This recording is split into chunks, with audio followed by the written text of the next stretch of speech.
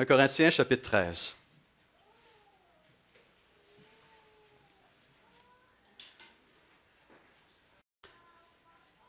Parole du Seigneur. Si je parle les langues des hommes et même celles des anges, mais que je n'ai pas l'amour, je suis un cuivre qui résonne ou une cymbale qui retentit.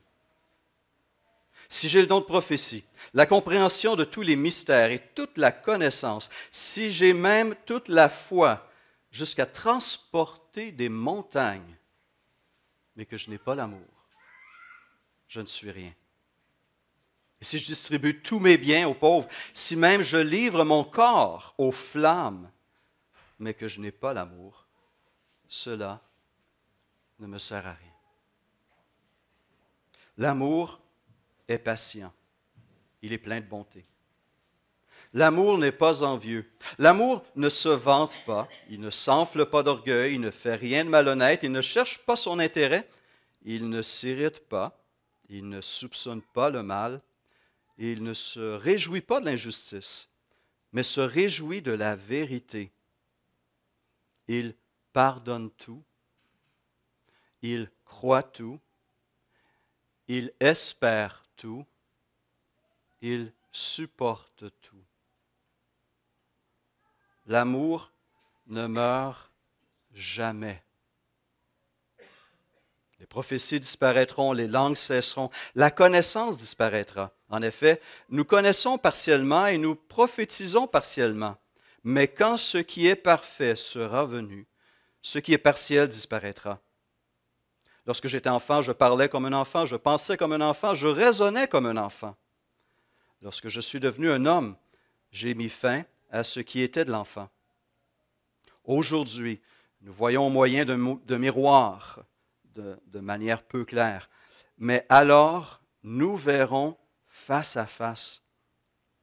Aujourd'hui, je connais partiellement, mais alors, je connaîtrai complètement, tout comme j'ai été connu. Maintenant donc, ces trois choses restent: la foi, l'espérance, l'amour. Mais la plus grande des trois, c'est l'amour. Recherchez l'amour.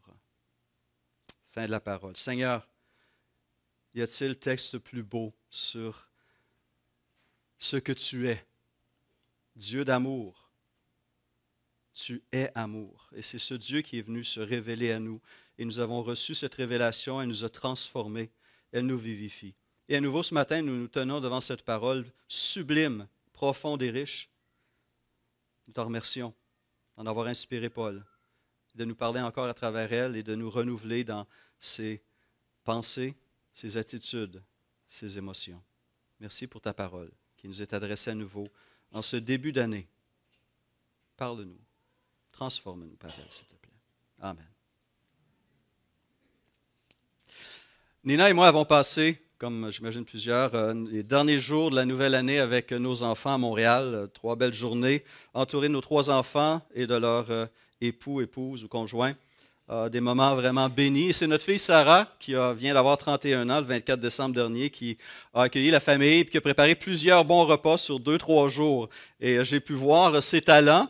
Elle est vraiment rendue presque une foodie. Elle découvre des recettes, elle fait des recettes. Avec son mari Samuel, on a été vraiment gâtés de bien des manières. Et c'était drôle parce qu'au retour, Nina et moi, nous nous rappelions il y a à peu près une vingtaine d'années, lorsque Sarah avait 10, 11, 12 ans, elle a passé par la phase crêpe. Il y en a qui ont des filles qui ont passé par la phase crêpe, où elle cherchait toutes les occasions possibles, les matins, surtout les week-ends, pour nous faire des crêpes. Et on a eu droit à des recettes vraiment originales. Vraiment originales. Des combinaisons qu'on n'aurait pas imaginées nous-mêmes. Sarah avait beaucoup d'imagination, on en a encore beaucoup. Et on a même eu une phase colorée. Elle a découvert les colorants alimentaires et on a eu droit à des crêpes bleues, à des crêpes rouges, à des crêpes vertes. Heureusement, ça n'a pas duré trop longtemps, puis notre plus jeune n'a pas repris cette phase-là. On en est bien heureux. Mais une chose que Sarah avait compris très tôt, c'est qu'il faut au moins 4 éléments de base pour faire des bonnes crêpes. Du lait, des œufs, de la farine, puis du beurre, puis peut-être une pincée de sel. Mais au moins 4 éléments de base. Avec ça, on est pas mal certain de faire quelque chose de bien. Tout dépend de ce qu'on va vouloir ajouter par après. Mais bon, la vie chrétienne est un peu comme ça, n'est-ce pas? Quand on y pense, on aime ajouter plein de choses, n'est-ce pas? Des nouveautés, des choses nouvelles, expérimenter, explorer, découvrir. Mais on doit se rappeler qu'il y a des ingrédients de base qui sont incontournables pour que cette vie chrétienne ait bon goût, sente bon et produise des fruits durables dans nos vies et à travers nos vies. Et Paul nous présente essentiellement ces 3 ingrédients essentiels à la toute fin d'1 Corinthiens chapitre 13. Voici, je répète ce verset important, il dit ceci.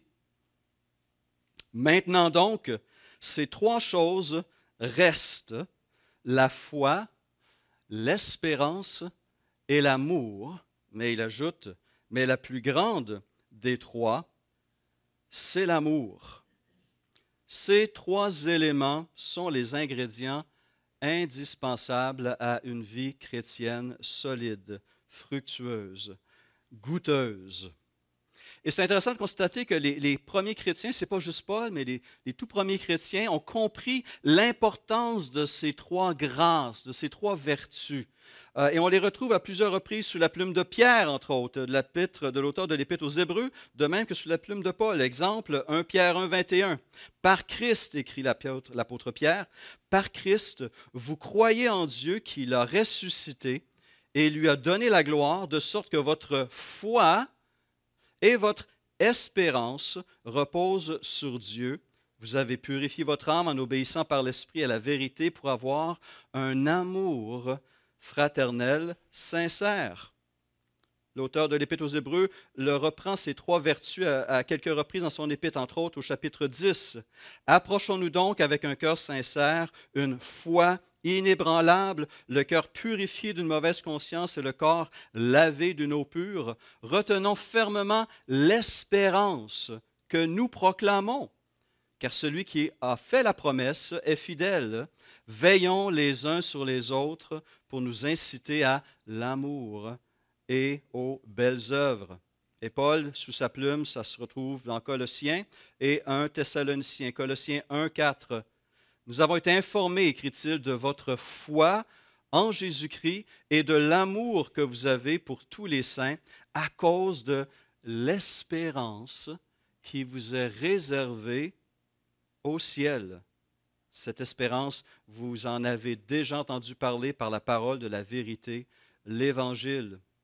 Et à la toute fin d'un Thessaloniciens, Paul va dire, « Nous qui sommes du jour, soyons sobres, enfilons la cuirasse de la foi et de l'amour, et ayons pour casque l'espérance du salut. » Donc, tout au long du Nouveau Testament, ces 3 vertus reviennent et étaient des vertus profondément riches et importantes pour les premiers chrétiens. Et ce qui m'encourage en lisant la parole, en regardant ces textes, c'est la rapidité avec laquelle de jeunes chrétiens et de jeunes communautés ont su intégrer dans leur vie ces 3 vertus, ces 3 grâces, évidemment, toujours par le Saint-Esprit de Dieu. Une de ces plus jeunes communautés, c'était l'Église de Thessalonique. Paul s'est rendu dans cette ville vers l'an 49 et 50 et il a exercé un très, très court ministère, à peine 3 semaines, et il a dû quitter subitement à cause d'une menace de mort qui pesait contre lui. Mais durant ces 3 semaines,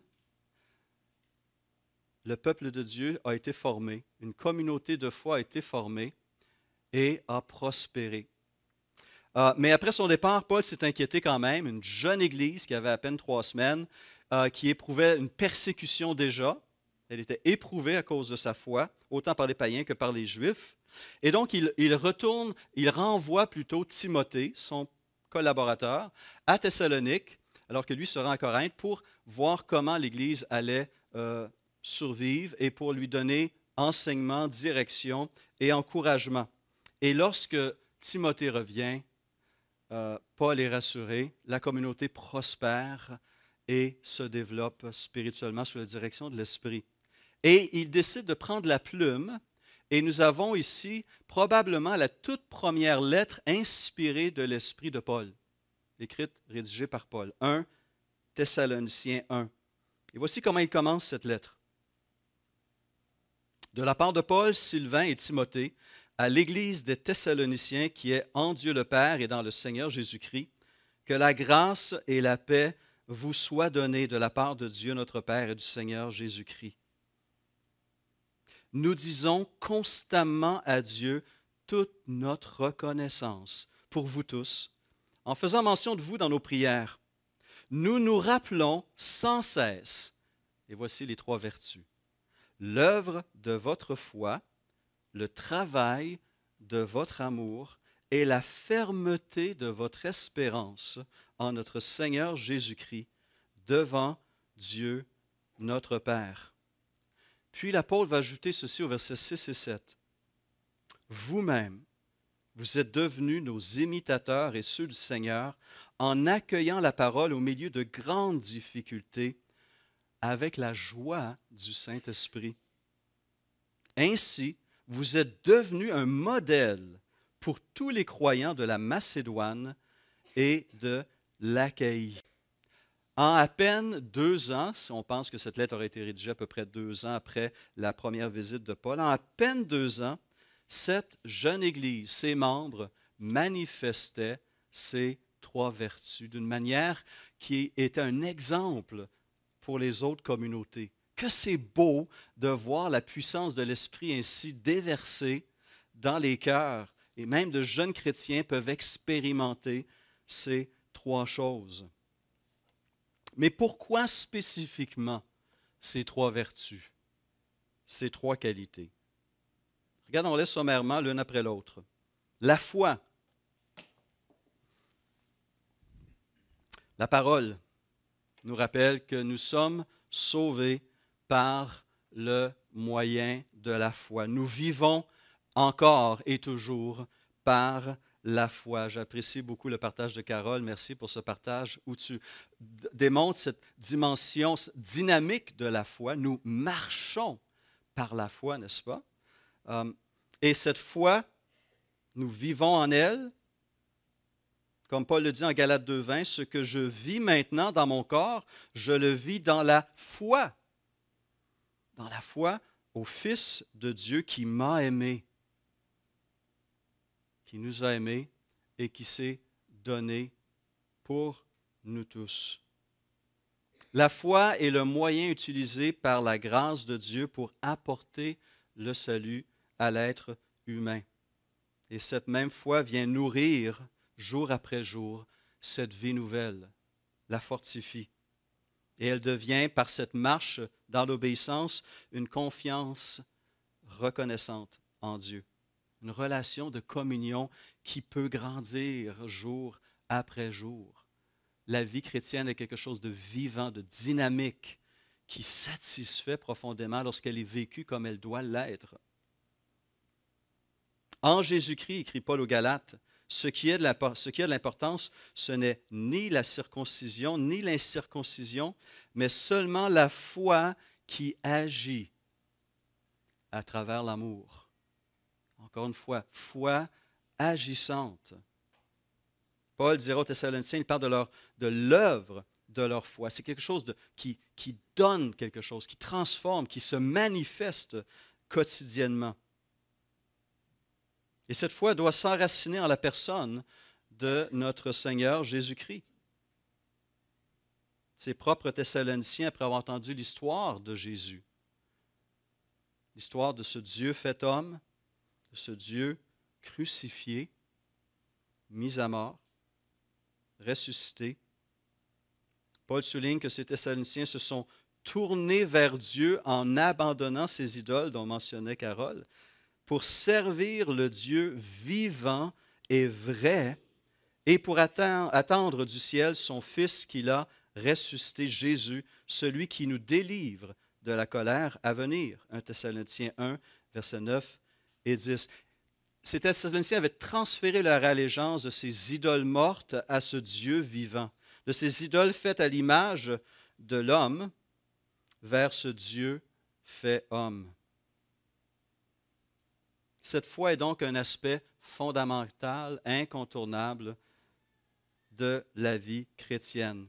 Il faut donc la nourrir, il faut la cultiver. Et en ce début d'année, on a certainement plein de bonnes résolutions. Puissions-nous avoir la décision de poursuivre dans cette marche et justement, comme ça a été mentionné ce matin, de grandir dans cette foi. Et de laisser à Dieu encore toute la place qui lui revient dans nos cœurs et dans nos vies. Et cette foi va pouvoir grandir au fur et à mesure que nous nous nourrissons de cette parole. La foi vient de ce qu'on entend, et ce qu'on entend vient de la parole de Christ.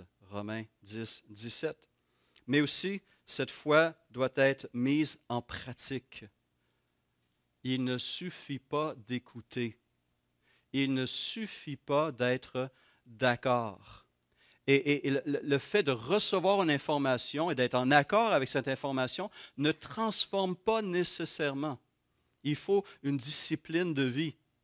Il faut jour après jour décider de vivre à la lumière de la parole et non pas à la lumière du monde. Il faut faire ces choix qui vont se transformer en actions et en habitudes saines et saintes. La simple connaissance ne suffit pas. Ça, c'est une vérité sur laquelle je réfléchis ces derniers temps. Je suis en train de lire un ouvrage qui s'intitule en anglais « Nous sommes ce que nous aimons ». Et l'auteur parle justement de comment on peut avoir une transformation profonde, réelle dans nos vies.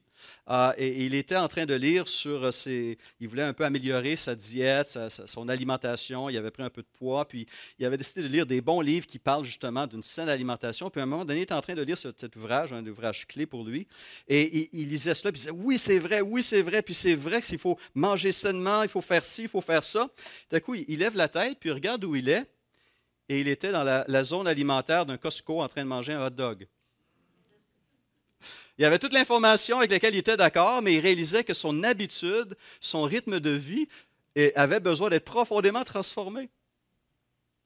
Il ne suffit pas de connaître et de savoir et d'être en accord intellectuellement, mais il faut mettre en pratique ces choses.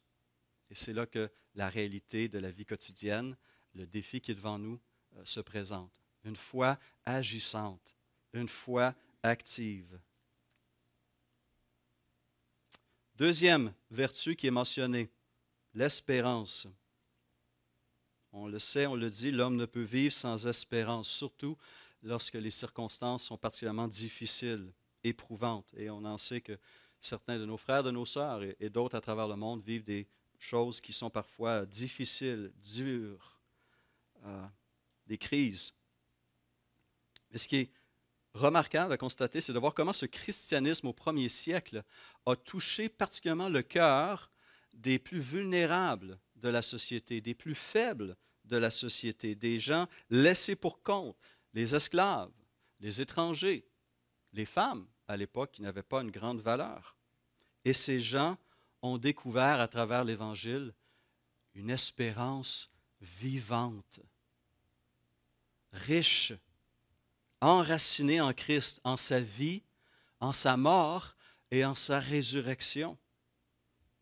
Pierre commence son épître ainsi, « Béni soit Dieu, le Père de notre Seigneur Jésus-Christ, qui, selon sa grande miséricorde, nous a régénérés pour une espérance vivante par la résurrection de Jésus-Christ d'entre les morts, pour un héritage qui ne peut ni se corrompre, ni se souiller, ni se flétrir. » Il vous est réservé dans les cieux, à vous qui, par la puissance de Dieu, êtes gardés par la foi pour le salut prêt à être révélé dans les derniers temps. Ces Thessaloniciens, ces auteurs, ces lecteurs de Pierre, avaient reçu ce message, cette espérance qui les gardait fermement attachés à Christ, à la vie de Christ, et regardaient au-delà du présent, au-delà de l'avenir, jusque dans l'éternité. Paul va souligner la fermeté de l'espérance des Thessaloniciens qui, malgré les persécutions qu'ils vivaient, restaient fidèlement soumis à la volonté de Dieu et à la personne de Christ. Ils avaient une foi et une espérance de grande qualité. Et on comprend bien que l'espérance chrétienne n'est pas un simple souhait, un simple vœu pieux ou un simple désir, mais c'est une assurance qui est ancrée dans les promesses de Dieu, ancrée dans ce Dieu digne de confiance, un Dieu qui est généreux et tout-puissant. En fait, l'auteur de l'Épître aux Hébreux va même appeler l'espérance l'ancre de l'âme. Cette espérance, écrit l'auteur en Hébreux 6, 19, cette espérance, nous la possédons comme une ancre solide et sûre de l'âme. Elle pénètre derrière le voile. Alors, à quoi sert une ancre?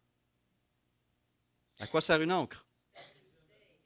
Pour stabiliser un navire et l'empêcher d'aller s'écraser sur des roches lorsque les vents ou les courants d'eau sont trop puissants.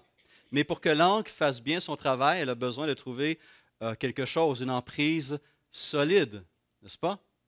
Quelle est l'ancre de notre âme? Où s'enracine-t-elle? En Jésus-Christ. Elle ne descend pas au fond de la mer, elle s'élève et s'en va jusqu'au ciel, où elle reste accrochée à Christ. Et c'est pourquoi cette ancre est solide, parce qu'il n'y a rien sur la terre qui peut la tenir, comme Christ la tient, cette ancre en Christ. Vous avez des rêves pour 2020, j'en suis certain. Vous avez des espoirs. Comment vous placez-vous par rapport à Christ? Et quelles sont vos attentes par rapport à votre vie en Christ? Non seulement pour 2020, mais pour le restant de votre existence. Et comment allez-vous vivre à la lumière de cette espérance, cette assurance des promesses de Dieu? C'est à la lumière toujours de ce qu'on croit que l'on vit, de ce qu'on espère, que l'on s'oriente. Qu'est-ce que vous espérez? Qu'est-ce que vous croyez? Puis il y a l'amour. Il ne fait aucun doute, comme Paul le souligne, que l'amour, ce troisième ingrédient essentiel à la vie chrétienne, est supérieur aux deux autres vertus. Pourquoi? J'aime bien la présentation que Jim a fait ici, merci. Il cite 1 Corinthiens 13, 4 à 8. Regardez le début du verset 8, la dernière phrase. L'amour ne meurt jamais. L'amour est réellement éternel. Pourquoi? Parce que cet amour existe éternellement en Dieu, qui, dans la Trinité, s'aime éternellement. Le Père aime le Fils et l'Esprit qui aime le Père et le Fils qui aime le Père et l'Esprit. Cet amour est éternel en Dieu et va demeurer éternellement en Dieu. L'amour ne meurt jamais parce que Dieu est éternel et Dieu est amour. Dieu ne croit pas, Dieu n'espère pas, mais il aime. C'est une différence.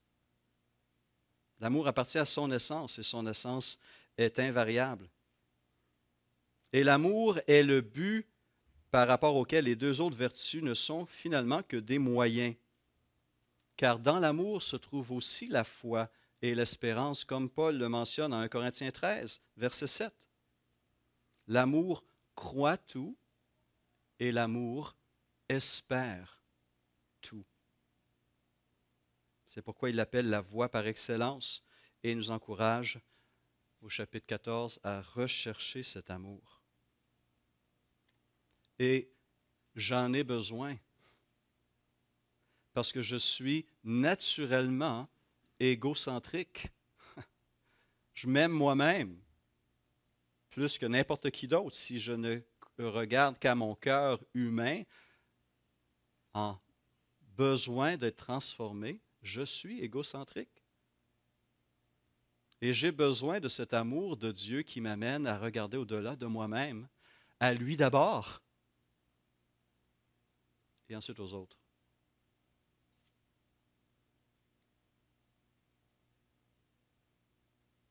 En 1 Thessaloniciens 1,3, Paul parle du travail, du labeur, de l'amour des Thessaloniciens. C'est un amour qui s'est donné, un amour qui se donne librement, généreusement aux autres. Alors, humainement parlant, on va aimer qui? On va aimer les personnes que l'on croit dignes de notre amour. Ça, c'est l'amour humain dans son plus simple, n'est-ce pas? Mais ce n'est pas l'amour chrétien, ce n'est pas l'amour de la Bible, ce n'est pas l'amour de Dieu, qui trouve son expression classique en Romains 5, versets 6 à 8. Paul écrit ceci: « Alors que nous étions encore sans force, Christ est mort pour des pécheurs au moment fixé. À peine mourrait-on pour un juste. Peut-être accepterait-on de mourir pour quelqu'un de bien. Mais voici comment Dieu prouve son amour envers nous. Alors que nous étions encore des pécheurs, Christ est mort pour nous. » Romains chapitre 5, verset 8. Dieu nous a aimés non pas parce qu'on était digne de son amour, mais parce que c'est ce type de Dieu, c'est ce genre de Dieu qu'il est. Un Dieu qui aime, un Dieu qui donne et qui se donne. C'est sa nature. Dieu est amour et il désire créer cette attitude, cette nature aussi en nous. Alors, lorsque cet amour est présenté aux hommes, ils ont le choix de l'accepter, de s'y soumettre et d'en être transformés, refaçonnés à l'image de ce Dieu, soit de le rejeter ou de l'ignorer. Mais en rejetant, en ignorant cet amour, eh bien, se trouve dans ce geste même-là sa condamnation. On se prive du plus bel amour qui soit, cet amour décrit en Corinthiens 13, que nous désirons tous, que nous aspirons tous. Je mentionnais ça au mariage de ma fille Sarah en septembre. On lit un Corinthiens 13 et ça nous paraît tellement grand, tellement idéal. Et puis on dit, bon, même les chrétiens les non-chrétiens vont même réagir à ce texte-là positivement, dire, j'aimerais ça expérimenter cet amour. C'est de cet amour que nous avons réellement besoin dans nos vies de couple, dans nos familles, dans nos milieux de travail, dans nos gouvernements, dans notre voisinage. On est conscient qu'on aimerait tous vivre comme ça. Dieu souhaite voir cela devenir réalité dans notre vie par la puissance de son esprit, par son action en nous, sa présence, son amour. Nous pouvons grandir en amour et faire une différence dans un monde en mal d'amour, en soif d'amour.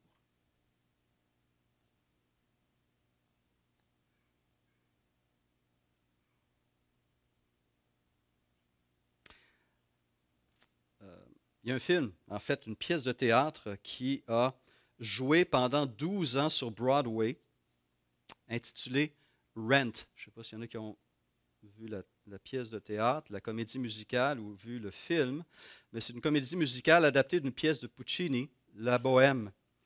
Elle a commencé en avril 1996 et a joué jusqu'en septembre 2008 sur Broadway, 12 ans, ce qui en fait le 8e spectacle à tenir l'affiche aussi longtemps sur Broadway. Peu de temps après son retrait, on a fait un film qui est sorti à la fin des années 2000. Et leur chanson thème, c'est Seasons of Love, saison d'amour ou de l'amour.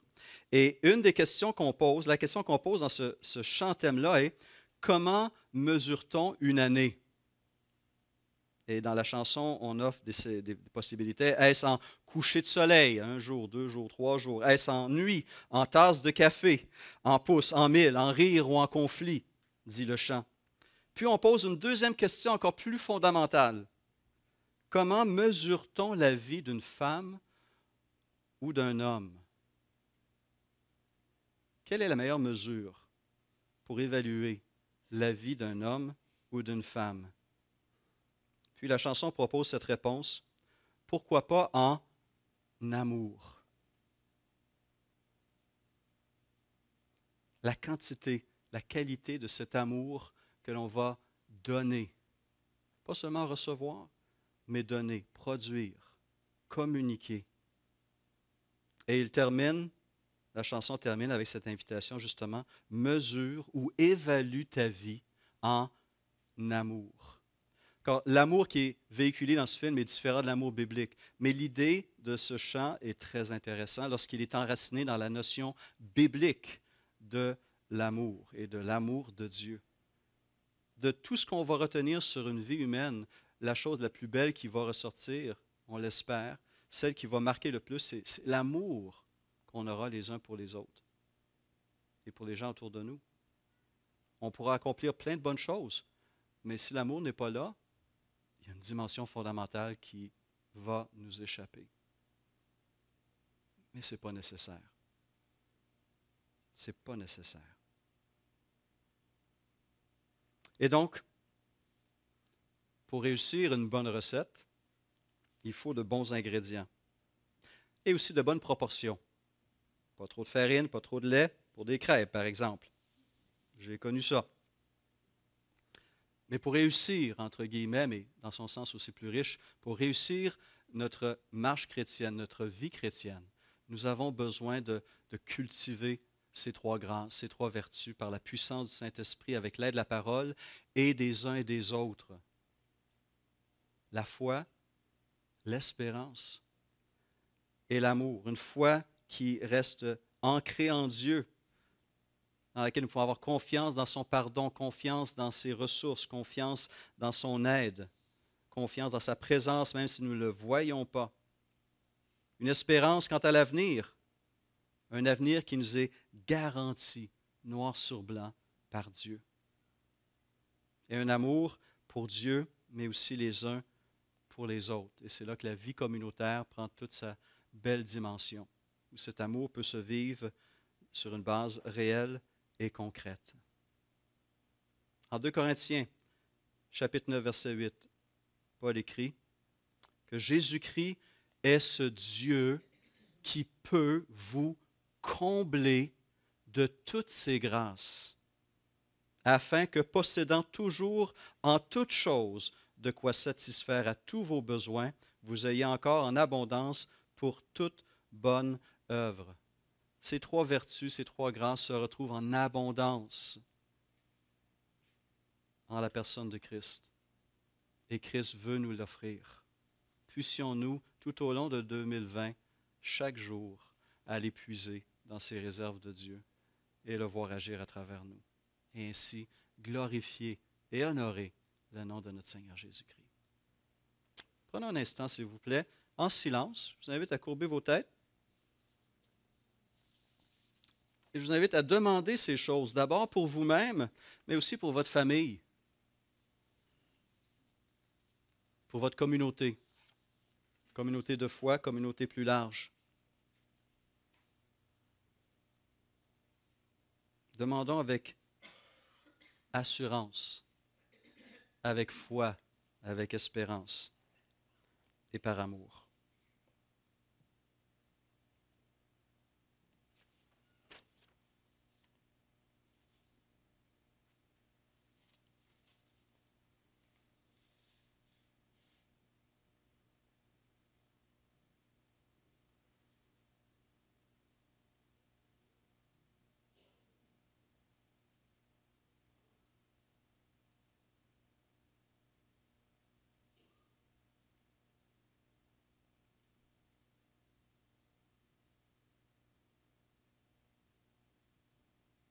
Père Céleste, nous te remercions de nous avoir donné tout ce dont nous avons besoin en ton Fils Jésus-Christ. Nous te remercions que nous possédions les plus belles promesses et que dès maintenant, nous avons accès à ces grâces, à ces vertus, à ces qualités, pour marcher par la puissance de ton esprit et bénir nos frères et nos sœurs et glorifier ton nom. Seigneur, c'est beau ce que je dis, c'est facile à dire. mais la réalité va se vivre en sortant d'ici, peut-être même dans les 5 prochaines minutes. Comment on va interagir les uns avec les autres, les paroles qu'on va choisir, les attitudes qui vont naître dans notre esprit, les gestes qu'on va poser. Seigneur, on ne veut pas tenter de vivre cette vie sans ton aide, c'est impossible. Mais tout est possible à celui qui croit. Tout est possible au Dieu Tout-Puissant. Merci de nous accorder ces grâces tout au long de cette année et que nos vies puissent réjouir ton cœur. Amen.